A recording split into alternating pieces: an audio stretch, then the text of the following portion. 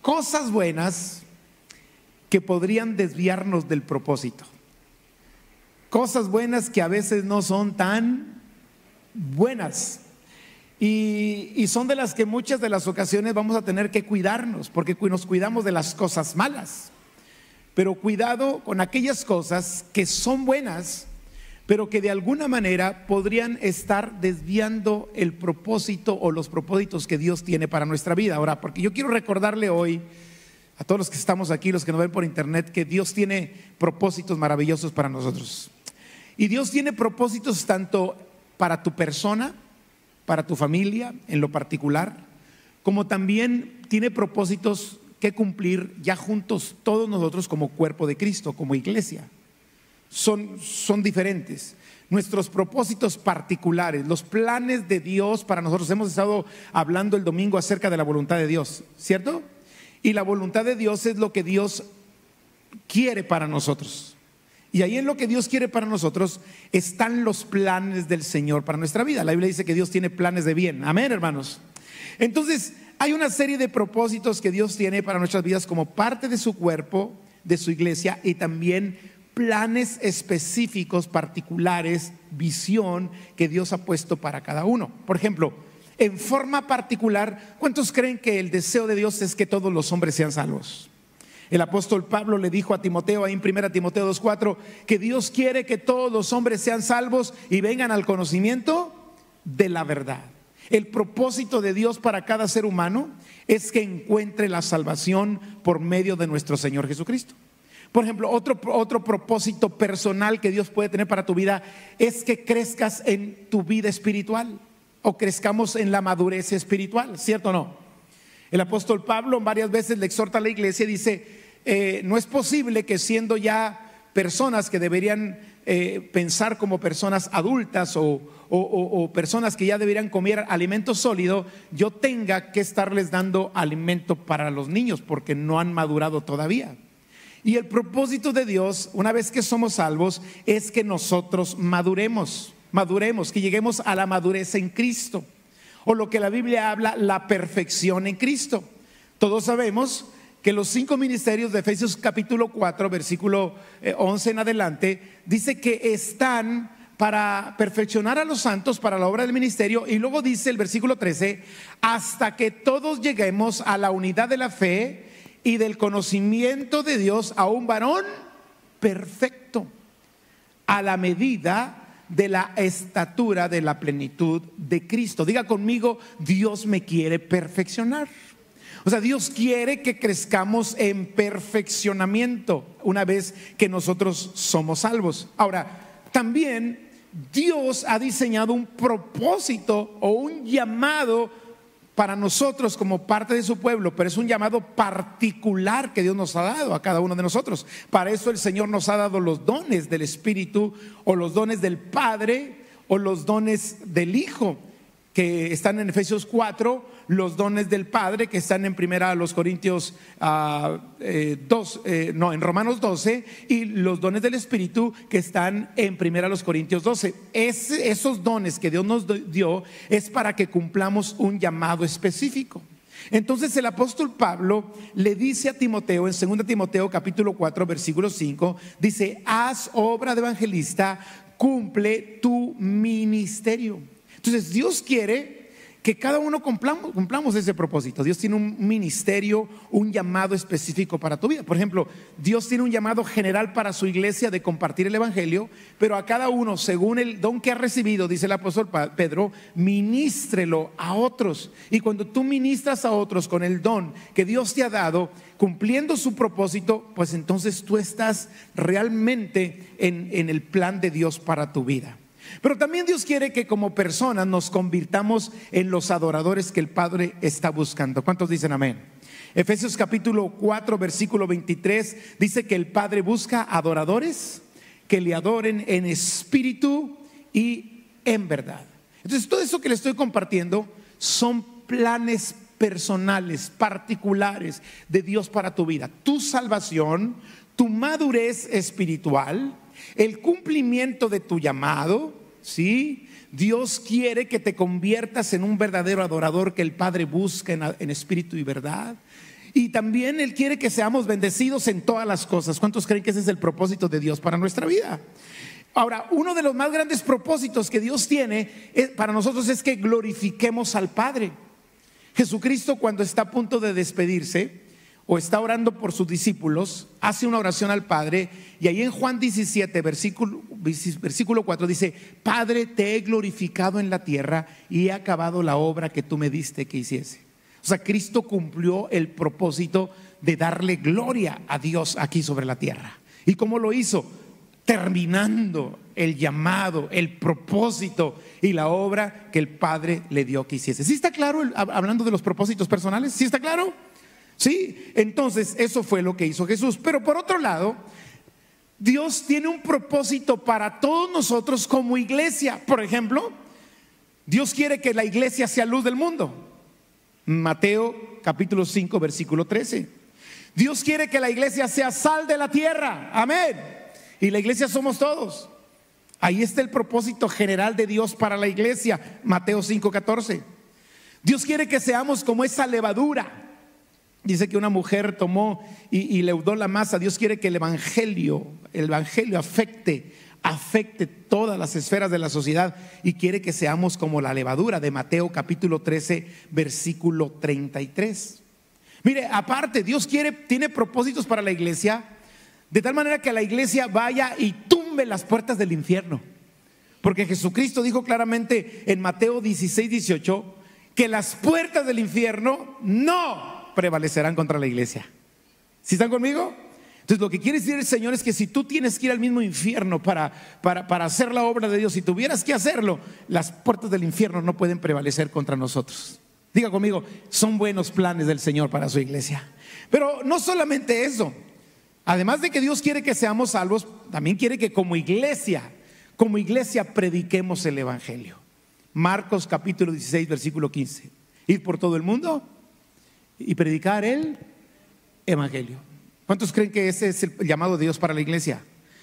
Dios quiere que como iglesia prediquemos el evangelio. ¿Estás consciente de eso? ¿Te alegra saber que Dios quiere que prediques el evangelio? Dios dice: vayan y prediquen el evangelio.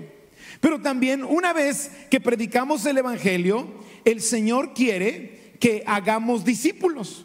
Porque no solamente se trata de predicar el evangelio, se trata de hacer discípulos. Por eso dijo ahí en Mateo 28:19: vayan y hagan discípulos a todas las naciones y bautícenlos en el nombre del Padre, del Hijo y del Espíritu Santo. Pero no solamente es eso, también el Señor quiere que les enseñemos. Dice: enséñenles todas las cosas que yo les he mandado, y aquí yo estoy con ustedes todos los días hasta el fin del mundo. Amén. Dios quiere que esos discípulos los integremos, escúchelo bien, para ser parte de su reino. Quiero que lo entendamos esto, porque muchas veces hacemos cosas y no entendemos el por qué las hacemos. Necesitamos todo lo que hacemos ir al cumplimiento de una visión. Si nosotros no estamos enfocando al cumplimiento de un llamado y de un propósito y de una visión, estamos dando golpes al aire. Miren, no se distraigan, mírenme a mí. ¿Está bien? Sí, que quiero saber qué están recibiendo, porque veo algunos que no están recibiendo. Porque yo sé que como que hay un poquito de, ay, está muy solo aquí. En espíritu están todos conectados allá. Amén. ¿Está bien? Entonces dile que está a tu lado: pastor, te está checando. Amén. A mí me gusta hablarle a la gente que recibe. Amén. Entonces me están viendo. Dile que está a tu lado: ¿qué te importa lo que esté pasando en otro lado? Dile: ¿te importa lo que Dios te tiene que hablar? Entonces voy a volver a empezar a predicar, porque algunos no estaban recibiendo desde un principio. O sea, lo que quiero decirte es que vayamos nosotros al cumplimiento del llamado particular que Dios tiene para nosotros, pero también que vayamos al cumplimiento del llamado general que Dios tiene como iglesia. Que seamos sal, que seamos luz. Amén. No nos acostumbremos a oír. Dice: sí, ya sé que Dios quiere que sea sal, pero ¿estás siendo sal? Sí, ya sé que Dios quiere que sea luz, pero ¿estás siendo luz? Sí, ya sé que Dios quiere que predique el evangelio, pero ¿lo estás predicando? Sí, ya sé que Dios quiere que confirme a esos discípulos, pero ¿lo estás confirmando? Sí, pero también ya sé que el Señor quiere que los discipule, porque Él dice que les enseñe todas las cosas. Pero la pregunta es, ¿a cuánta gente estás discipulando? ¿Están conmigo? Dice, enséñenles que guarden todas las cosas que yo les he mandado, y yo estaré con ustedes todos los días hasta el fin del mundo. Pero no solamente quiere el Señor que nos convirtamos en discípulos, también el Señor quiere que le sirvamos con lo que el Señor nos ha entregado. Sí, ya sé que Dios quiere que le sirva, pero ¿le estamos sirviendo? ¿Sí me estoy explicando? Sí, debemos ser capacitados para el servicio y que le adoremos en espíritu y que le adoremos en verdad. Pero la pregunta es, ¿y le estamos adorando? ¿Están conmigo? Y muchas veces, amados, hay cosas que no son malas, pero que impiden que nosotros cumplamos el propósito. Y aunque no son malas, se vuelven malas y nocivas para nosotros. No sé si me estoy explicando. Por eso hay un dicho por ahí que dice, no hagas cosas buenas que parezcan malas. Entonces, hay cosas que no son malas, pero de pronto no son tan buenas.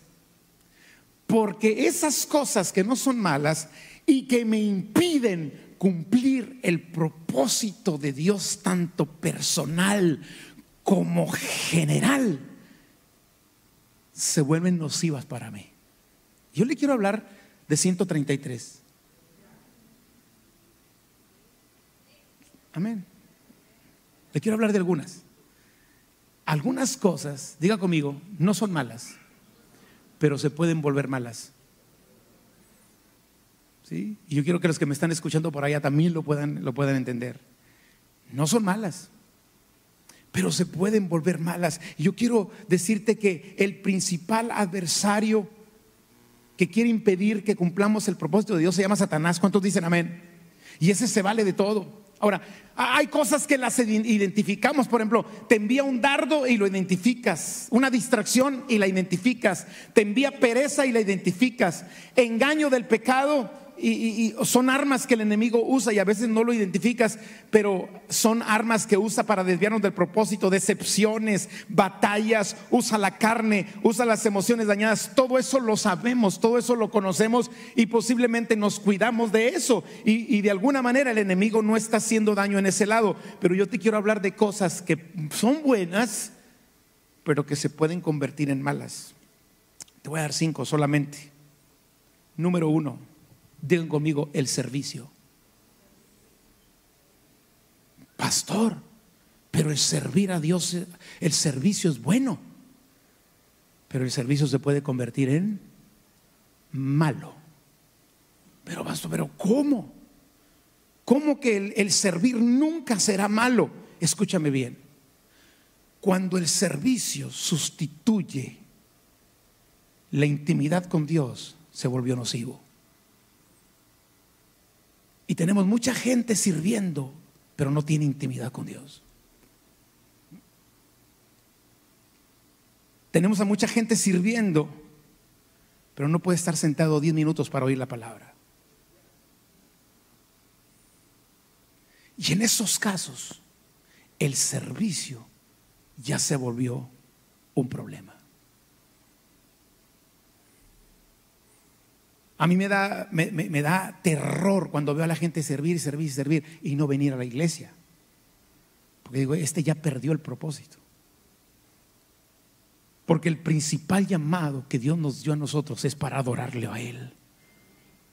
Ahora, yo sé que el servicio es una forma de adorar al Señor, pero no es la única.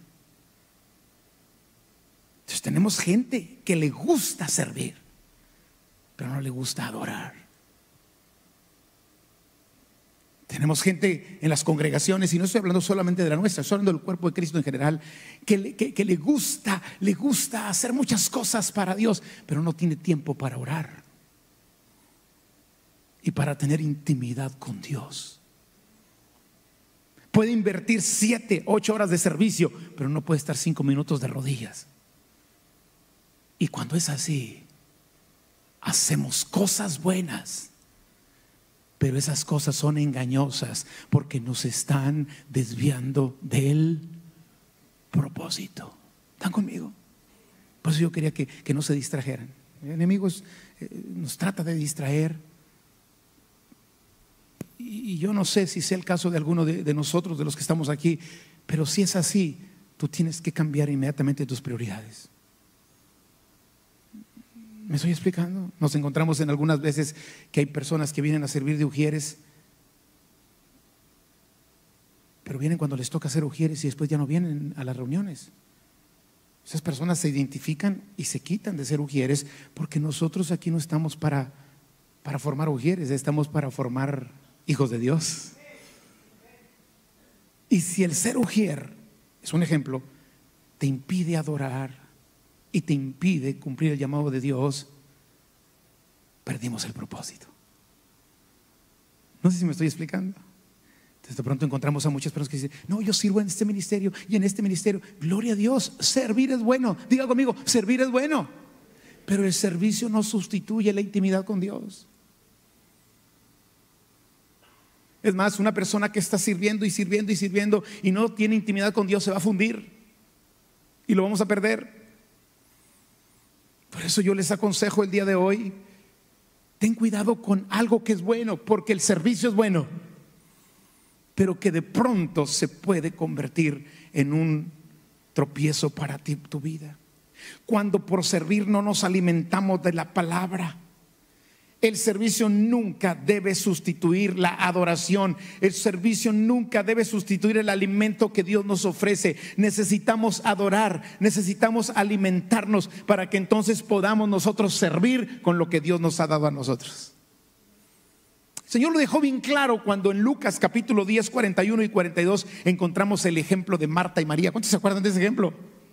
Y el Señor le dijo a Marta: Marta, Marta, afanada y turbada estás con muchas cosas, pero solo una cosa es necesaria, y María ha escogido la buena parte, la cual no le será quitada. Así es de que, amados, si eres un siervo de esta casa, gloria a Dios por tu vida. Te necesitamos. Necesitamos tus manos. Necesitamos tu talento. Necesitamos tu don. Es más, Dios te trajo a esta casa para que cumplas el llamado. Pero si has dejado de alimentarte, siéntate y empieza a alimentarte para que puedas servir como debe ser. ¿Están conmigo? Si has dejado de adorar a Dios, siéntate hasta que puedas enseñarle a tu carne y a tus emociones, a tu alma, que lo primero que Dios espera de ti no es tu servicio. Lo primero que Dios espera de ti es tu adoración. Tu adoración que sale del corazón. Yo sé que, vuelvo a repetirlo, servir es una forma de adorar, pero cuando hablo de adoración, esa honra, esa reverencia, ese respeto, esa hambre por su palabra. Que cuando yo oigo, cuando yo escucho que Dios quiere que yo sea luz, empiece yo a imaginarme cómo puedo ser luz. Y no solamente decir: pues Dios quiere que sea luz y ya. No, ¿qué es lo que Dios quiere para mi vida? Segundo, amados, otra trampa engañosa. Diga conmigo: las buenas obras. Las buenas obras pueden desviarnos del propósito. Es bueno hacer buenas obras. Es más, es necesario, diga conmigo, es necesario hacer buenas obras. Es más, todo cristiano debe hacer buenas obras, porque el resultado de ser un buen cristiano es hacer buenas obras. Es más, Efesios 2, versículo 10 nos dice que Dios nos hizo para buenas obras. Dice que somos hechura suya, creados en Cristo Jesús para buenas obras, las cuales Dios preparó de antemano para que anduviésemos en ella. El problema es cuando el hacer buenas obras nos hace pensar que podemos desobedecer en algunas cosas. Entonces tenemos gente que hace buenas obras, pero no lleva una vida de obediencia y se engaña pensando que las buenas obras son suficientes, cuando Dios quiere que vivamos una vida de obediencia. ¿Están conmigo? Entonces, amados, El Señor le dijo a Saúl por medio del profeta Samuel, ahí en el 1 Samuel 15:22, dice: Samuel dijo: se complace Jehová tanto en los holocaustos y víctimas como en que se obedezca las palabras de Jehová. Y lo dice: ciertamente el obedecer es mejor que los sacrificios, y el prestar atención que la grosura de los carneros. Entonces tenemos mucha gente haciendo buenas obras, pero viviendo en desobediencia. Las buenas obras, diga conmigo, son buenas. Son buenas obras, pero de pronto estamos viviendo una vida de desobediencia. Una tercera cosa, y voy a terminar rápido: el celo por la buena doctrina, cuando éste está mal enfocado. ¿Cuántos creen que es bueno ser celosos de la buena doctrina? Sí. Gálatas capítulo 4 versículo 18 dice: bueno es mostrar celo en lo bueno siempre. Hay que ser celosos de las cosas buenas. ¿Están de acuerdo conmigo? Es más, Judas versículo 3 dice: amados, por la gran solicitud que tenía de escribiros acerca de nuestra común salvación, me ha sido necesario escribiros exhortándoos que contendáis ardientemente por la fe que ha sido una vez dada a los santos. O sea, Dios quiere que nosotros tengamos celo por la buena doctrina, por la buena palabra. El problema es cuando el celo se convierte en religiosidad y en legalismo. Y ese celo nos lleva a desobedecer y a andar fuera del amor. Ese celo nos puede llevar a comportarnos como los fariseos. Ese celo que es bueno se vuelve malo cuando comenzamos a juzgar mal a los demás. Ese celo se vuelve malo cuando comenzamos a creer que solo nosotros estamos bien y los demás no. ¿Están conmigo? La religiosidad es peligrosa. El legalismo es peligroso. El Señor dice en su palabra que seamos misericordiosos, así como nuestro Padre es misericordioso. Entonces debemos cuidar la sana doctrina. Es una responsabilidad cuidar la sana doctrina. Es más, debe ser nuestra convicción cuidar la sana doctrina, pero nunca, nunca, nunca volvernos gente legalista y gente religiosa. ¿Están conmigo? Si no, nos volvemos igual que los fariseos del tiempo de Jesús. Pero ahí le va otra cosa. Diga conmigo: el conocimiento. Pregunto: ¿adquirir conocimiento es bueno o es malo? Es bueno. ¿Sí es bueno o es malo? Es bueno. ¿Debemos adquirir conocimiento? Claro que sí. El conocimiento es bueno. Estudiar teología es bueno. Estudiar la Biblia es bueno. Adquirir mucho conocimiento de Dios es bueno. Es más, es malo ignorar. Es bueno saber. Y debemos buscar adquirir conocimiento. El problema es que el conocimiento sin espíritu nos puede traer un gran problema. La mente inflada sin el Espíritu de Cristo, llenos de conocimiento, pero no aplicarlo, se puede volver en un gran problema. Entonces, tenemos gente, amado, en las iglesias que está llena de conocimiento, llena de letra, pero no tiene nada de espíritu. Y yo no estoy fomentando la ignorancia, ni estoy fomentando la flojera para no adquirir conocimiento, pero cuidado, cuidado, cuidado cuando nos inflamos la cabeza, pero no hacemos nada. Porque dice la Biblia que seamos no solamente oidores, sino hacedores de la palabra. Entonces tenemos personas de pronto que saben mucho de cómo vivir una vida cristiana, pero no la están viviendo. Y en ese caso el conocimiento se ha vuelto algo malo. ¿Por qué? Porque te está engañando. Cosas buenas, pero que muchas veces nos impiden cumplir el propósito de Dios. Que Dios nos ayude. ¿Cuántos dicen amén?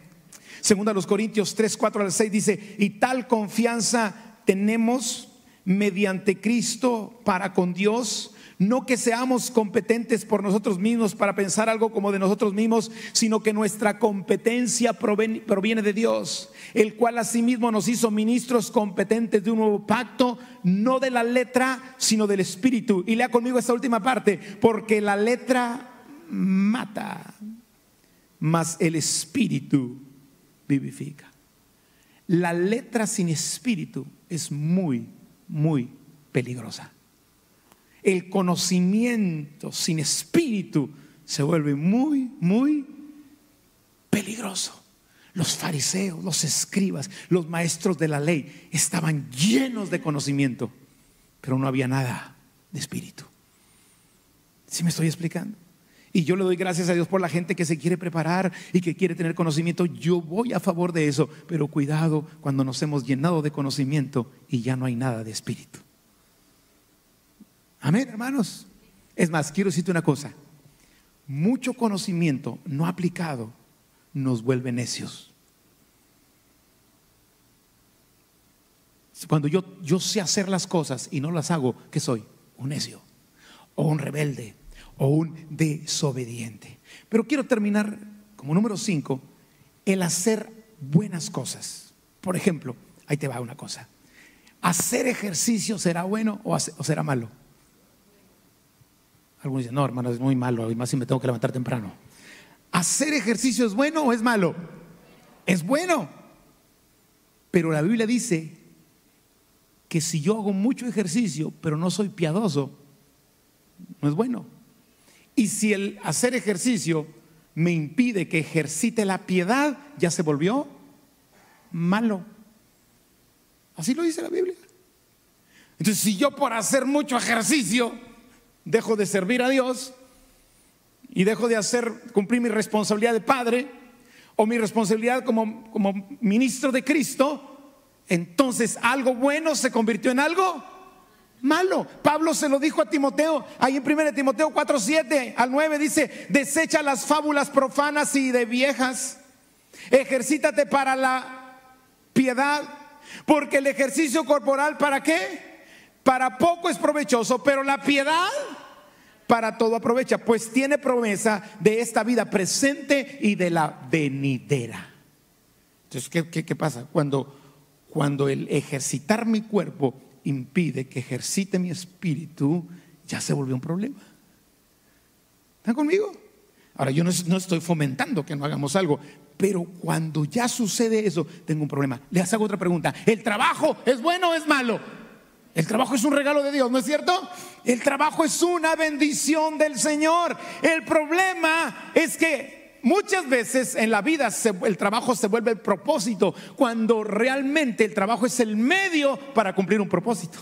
Y cuando el trabajo se vuelve el fin y no lo consideramos el medio para cumplir el propósito, algo bueno se hizo malo. Ahora, la Biblia dice que el que no trabaje, que no coma, ¿verdad? Porque el trabajo es el medio para cumplir un propósito. Pero cuando el trabajo se vuelve el propósito, entonces algo bueno, como el trabajo, se vuelve el fin y pierde la razón por la cual Dios nos lo dio. Por ejemplo, las relaciones humanas. ¿Relacionarnos con los demás será bueno o será malo?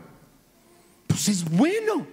El problema es cuando esas relaciones se vuelven nocivas.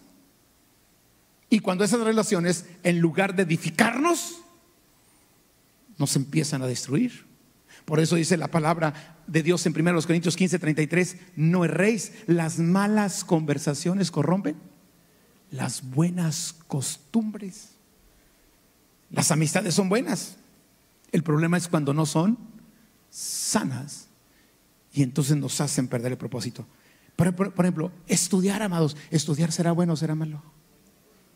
Es bueno, pero de pronto se puede hacer malo cuando perdemos el propósito. Mire lo que dice Eclesiastés 12:12: ahora, hijo mío, a más de esto sea amonestado, no hay fin de hacer muchos libros, y el mucho estudio es fatiga de la... Y ahí está la Biblia.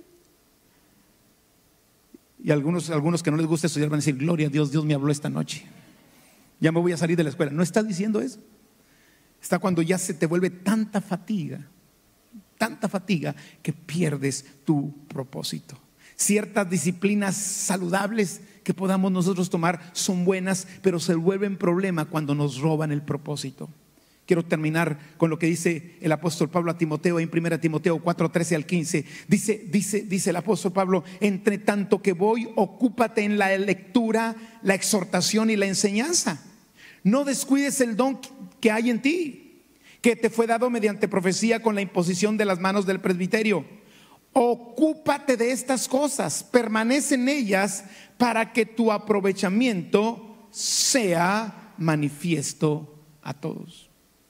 O sea, le está diciendo: ocúpate en ciertas disciplinas que son saludables, pero que nunca te van a desviar del propósito que Dios tiene para tu vida, tanto en la forma general como en la forma particular.